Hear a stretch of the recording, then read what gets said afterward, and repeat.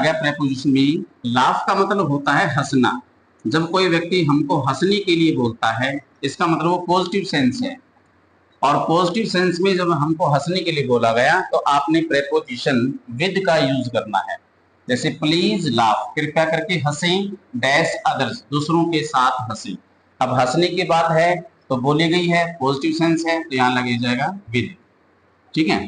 अगर कोई व्यक्ति मना करता है हंसने के लिए, जैसे डू नॉट लाफ, मत हंसो, जब हंसने के बारे में रोका गया तो वहां प्रेपोजिशन एट का यूज होगा।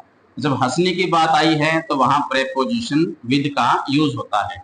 जैसे डू नॉट लाफ, मत हंसो, डैश अदर्स, दूसरों के ऊपर मत हंसो, यानी ये एक कोई नेगेटिव सेंस से हंसने के लिए मना किया गया था, तो यहाँ लग जाएगा प्रेपोजिशन एट। ठीक है। नेक्स्ट है ऑन का मतलब होता है ऊपर। जब कोई वस्तु किसी वस्तु के ऊपर है और वो रेस्ट की मुद्रा में है तो ऑन का यूज होता है। जैसे ए मंकी वॉज सीटिंग, कोई बंदर बैठा हुआ था, डैश द वॉल, दीवार के ऊपर। मतलब दीवार के ऊपर कोई बैठा होता है, इसका मतलब वो एक रेस्ट की मुद्रा में है, और रेस्ट की मुद्रा में हम प्रेपोजिशन ऑन का यूज करते हैं, तो यहाँ ऑन का यूज किया जाएगा। एक होता है ऑन टू, ये भी ऊपर होता है इसका मीनिंग। लेकिन जब कोई व्यक्ति किसी चीज को जंप लगाकर क्रॉस करता है या उसके ऊपर जाकर बैठ जाता है, जब किसी व्यक्ति ने जंप लगाया और एग्जैक्ट उस पोजीशन पर जाकर वो बैठ गया, तो वहां अपॉन की जगह क्या लगता है, ऑन टू लगता है। जैसे ए मंकी जंप, मंकी ने क्या किया, जंप किया। अब सपोज करो कि ये एक बंदर है और ये जंप कर रहा है, ठीक है, और यहाँ एक कोई दीवार है, तो इस मंकी ने क्या किया, इसके ऊपर जाकर जंप किया, तो एग्जैक्ट उसने पोजीशन पर क्या किया है, अपने डेजिनेशन क्या किया, उसने बैठा है, तो दीवार के ऊपर जाकर बैठा है। तो दीवार के ऊपर जाकर बैठना मतलब क्या होता है, ऑन टू का यूज होगा। तो ऑन टू कहां लगेगा कि कोई व्यक्ति या कोई प्राणी किसी के ऊपर जंप करता है और उस पर जाकर बैठ जाता है, तो वहां ऑन टू का यूज होगा। A monkey jumped onto the wall, कि वो दीवार के ऊपर जाकर बैठ गया। एक होता है अपॉन, ऊपर से होकर पार हो जाना। जैसे ए मंकी जंप, यहां भी मंकी ने जंप किया है, डैश द डिच, अब ये खाई के ऊपर से क्या किया है, जंप किया है। यानी अगर कोई एक व्यक्ति है या कोई मंकी है और वो बीच में खाई आ गई है तो इसको क्रॉस करेगा, तो क्रॉस करने के लिए क्या करना पड़ा, इसको जंप करना पड़ रहा है ना। तो इसने क्या किया, इस स्थान को इसने क्या किया, पार किया है। तो पार वाली अवस्था में आता है अपॉन। तो यहाँ जंप पर अपॉन भी आया और जंप पर ऑन टू भी आया। तो अंतर कैसे होगा, जब कोई व्यक्ति या कोई प्राणी किसी वस्तु के ऊपर, किसी दीवार के ऊपर जाकर बैठ जाता है, वहां ऑन टू लगेगा। और जब कोई व्यक्ति, कोई प्राणी किसी को पार कर कर आगे स्थान पर चला जाता है, वहां पर अपॉन का यूज होगा। ठीक है। इसके बाद आइएगा, एक होता है इन द वे, रास्ते में होना। एक होता है ऑन द वे, रास्ते में होना। दोनों चीजें आ गई। वे पर इन भी लगता है और वे पर ऑन भी लगता है। अंतर कैसे पता करेंगे, जब कोई व्यक्ति रास्ते में है और वो ठहरा हुआ है, कोई अड़चन आ गई या कोई रुका हुआ है, तो उस केस में तो लगता है इन द वे। और रास्ते में है बट वो आगे चलता हुआ जा रहा है, लेकिन अभी अपनी मंजिल पर पहुंचा नहीं है, बीच रास्ते में है, चल रहा है, तो वहां लगता है ऑन द वे।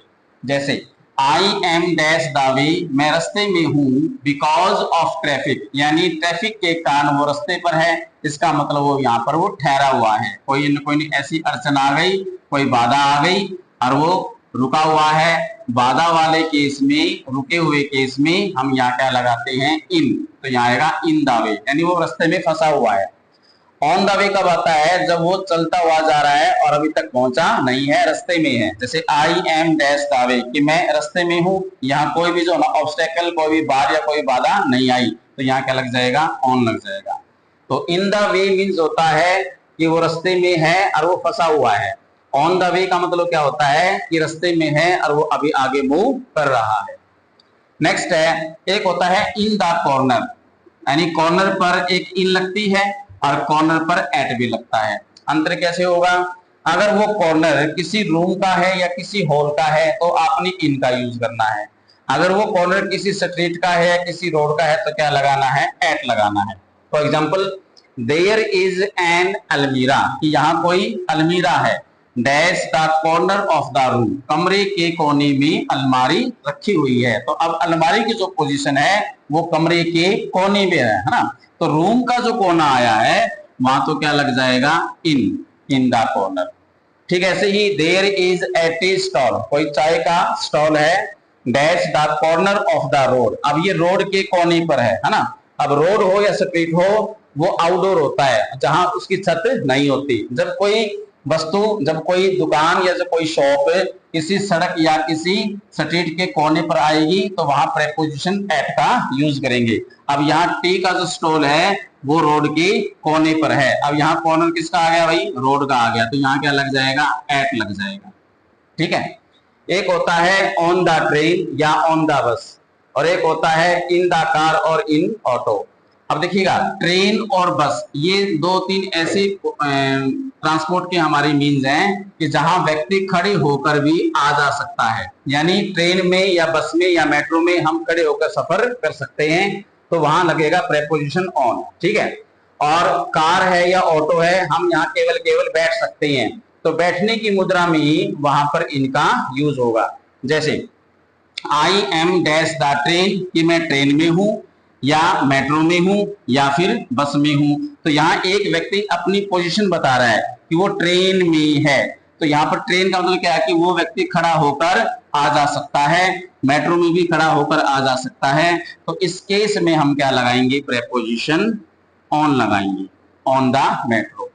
और अब वो गाड़ी में है तो गाड़ी में हम नहीं खड़े हो सकते, या ऑटो है ऑटो में नहीं खड़े हो सकते, तो ऑटो और कार में हम केवल बैठ सकते हैं, उस मुद्रा में क्या लगेगा, प्रेपोजिशन इन लगेगा। तो he is in A car या ही इज एन ऑटो, कि वो ऑटो के अंदर है।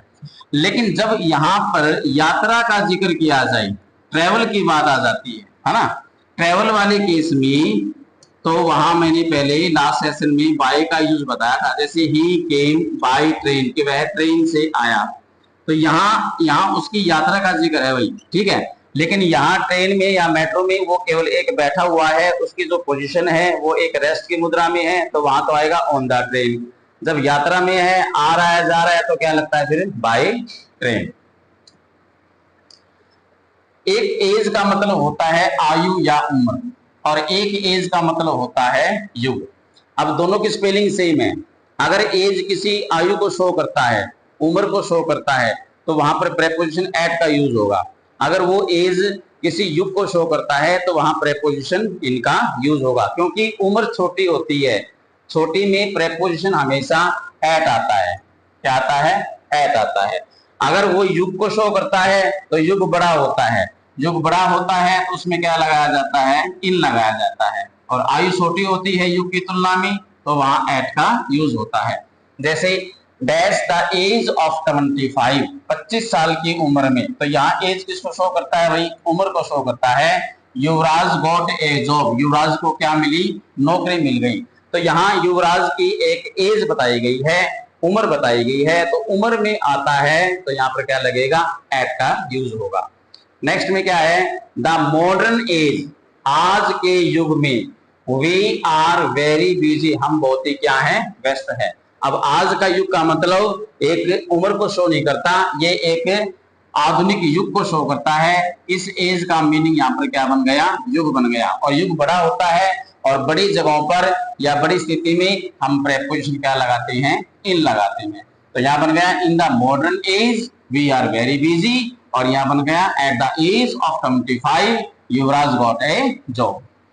नेक्स्ट है पैसिव वॉइस सेंटेंस में, एक ऐसा सेंटेंस जो हमारे पास पैसिव वॉइस में बनकर आता है, और पैसिव वॉइस सेंटेंस में क्या है पहचान, helping verb is am are, was verb be been के साथ क्या मिल जाए, वर्ब की थर्ड फॉर्म।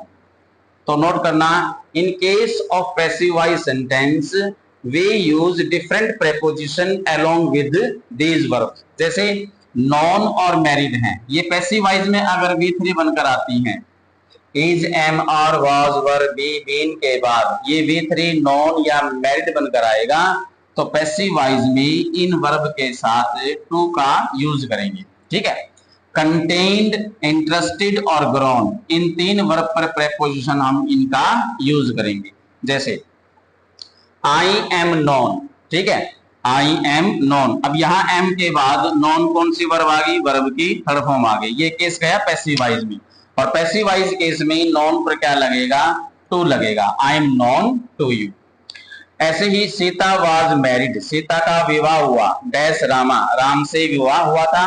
अब ये वॉज के बाद मैरिड थर्ड फॉर्म आ गई। जब थर्ड फॉर्म आती है पैसिव वॉइस बनकर, तो नॉन पर और मैरिड पर क्या लग जाता है? प्रेपोजिशन टू लग जाता है। तो यहाँ प्रेपोजिशन टू का यूज करेंगे। सिमिलरली कंटेंट होता है रखा हुआ होना, इंटरेस्ट होता है रुचि होना, और ग्रोन होता है उगा हुआ होना। इन 3 वर्ब्स के साथ प्रेपोजिशन क्या लगती है? इन लगती है।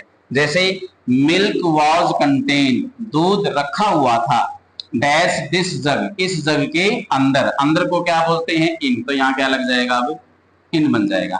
तो कंटेन पर इन लगाना, इंटरेस्टेड पर इन लगाना, और ग्रोन पर इनका यूज करना है। ऐसे ही मोर एग्जांपल देखिएगा।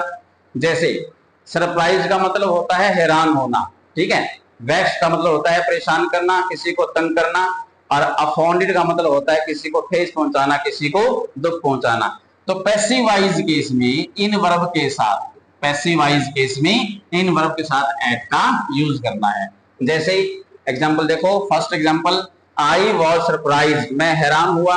पहली बात तो देखो, ये वॉज के बाद सरप्राइज कौन सी फॉर्म आ गई? थर्ड फॉर्म आ गई। वाक्य गया पैसिव वॉइस का। फिर मैंने बोला कि पैसिव वॉइस केस में अलग अलग वर्ब अलग अलग क्या लेती हैं? प्रेपोजिशन लेती हैं। तो सरप्राइज पर हमने क्या लगाना है? अब एट का यूज करना है। तो यहां लगा देंगे at this news.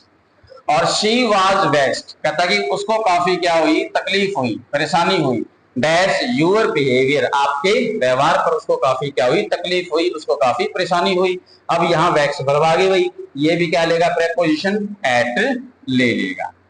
Similarly satisfied का मतलब होता है संतुष्ट होना, चार्म्ड का मतलब होता है मोहित या आकर्षित होना, प्लीज का मतलब होता है खुश करना या खुश होना, और कवर्ड का मतलब होता है ढका हुआ होना।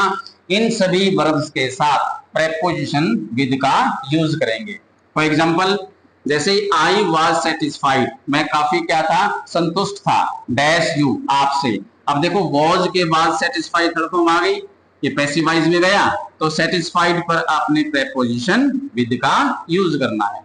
Similarly Mogambo was pleased, Mogambo खुश हुआ। एक फिल्म का डायलॉग था मिस्टर इंडिया में कि मोकेम्बो खुश हुआ, वो वाक्य पैसिव वॉइस का बना था। और उस पैसिव वॉइस केस में प्लीज वर्ब पर क्या लगाना होता है? विद का यूज करना होता है। मोकेम्बो वाज प्लीज्ड, मोकेम्बो खुश हुआ, डैश अनिल कपूर, अनिल कपूर से खुश हुआ। तो से का सेंस क्या बनेगा? विद का बनेगा। तो ये 4 वर्ब पर प्रेपोजिशन विद लगेगा, और इन 3 वर्ब पर प्रेपोजिशन एट का यूज होगा।